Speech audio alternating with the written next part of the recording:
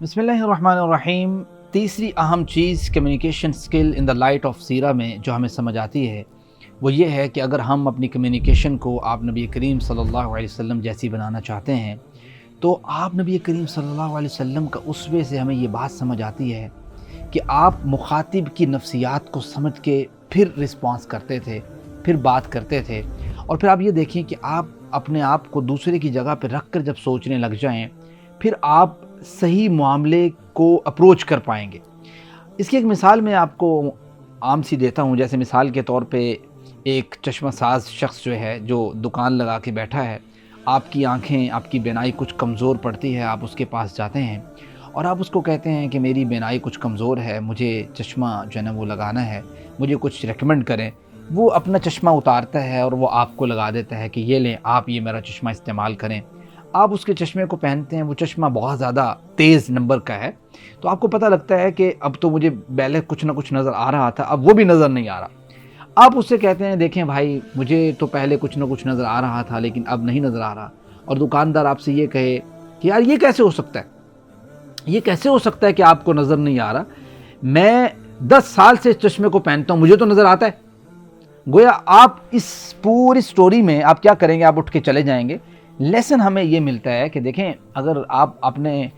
اپنی طرح ہی سب کو سمجھنے لگیں گے، آپ سمجھیں گے کہ میری عقل کے لیول پہ سب لوگ ہیں، آپ سمجھیں گے میری سطح کے اوپر سب لوگ ہیں، آپ سمجھیں گے سب کو وہ انوائرمنٹ ملا ہے بچپن سے لے کے اب تک جو مجھے ملا ہے، جو مجھے درست ہونے کی توفیق اللہ نے دی ہے وہ سب کو دی ہے، تو پھر آپ ٹونٹ ہی کریں گے۔ جیسے مسجد میں آنے والا ایک شخص مثال کے طور پہ دیکھا اس نے کوئی نماز میں گڑبڑ کی ہے تو آپ نے جو ہے نا اس کو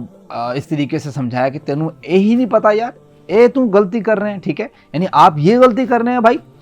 تو گویا ہم اس کو کس طریقے سے جو ہے نا وہ کر رہے ہوتے ہیں کہ وہ خود بیچارہ شرمندہ ہوتا ہے اس بات سے۔ تو گویا نبی کریم صلی اللہ علیہ وسلم کی سیرت سے اور قرآن کریم سے بہت سی آیات ہمیں سمجھ آتی ہیں جو مخاطب کی نفسیات کو سمجھنے کے اوپر دلالت کرتی ہیں۔ پہلی بات جو حدیث مبارکہ میں آپ کو ملے گی وہ ثمامہ بن آثال کا واقعہ ہے، صحیح بخاری میں 4372 نمبر پہ، کہ ثمامہ بن آثال جو یمامہ کے گورنر تھے، جب پکڑ کے لائے گئے آپ نبی کریم صلی اللہ علیہ وسلم کے سامنے باندھ دیا گیا انہیں، آپ نے اپنے بارے میں ان سے پوچھا، انہوں نے بڑی بدتمیزی سے بات کی، بڑے جو ہے نا وہ پھر آپ دیکھتے ہیں ان کا بعد میں اسلام لانے کے بعد جو کمنٹ تھا، انہوں نے کہا کہ آپ کے چہرے سے برا چہرہ مجھے کوئی نہیں لگتا تھا، آپ کے دین سے برا دین مجھے کوئی نہیں لگتا تھا، اور آپ کے شہر سے برا شہر مجھے کوئی نہیں لگتا تھا۔ لیکن آپ نبی کریم صلی اللہ علیہ وسلم نے پہلے دن اس سے بات کی، دوسرے دن کی، تیسرے دن کی، اور ظاہری بات ہے جب ایک شخص باندھا ہوا ہے تو آپ اس کی جگہ پہ رکھ کے سوچتے ہیں کہ جب ایک شخص تکلیف میں ہے تو وہ ظاہری بات ہے اس کے تاثرات اس طرح نارمل تو نہیں ہوں گے،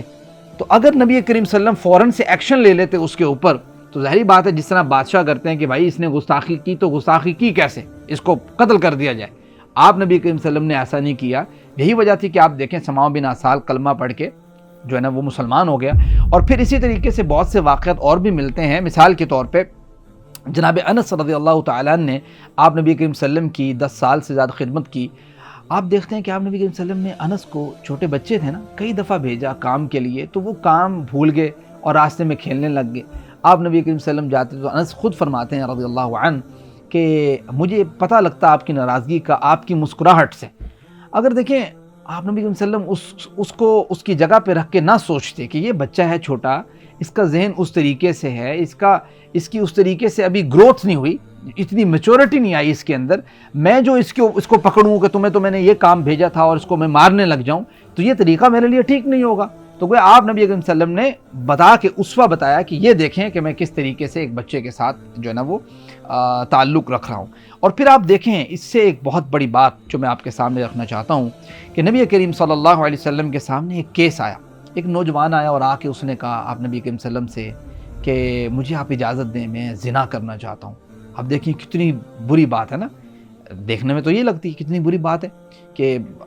جو بھی آ کے اس طرح بات کر لے ہمارے قاری صاحب سے، ہمارے مولوی صاحب سے، ہمارے عالم دین سے، یا ہمارے کسی بھی بزرگ سے، کسی بچے سے،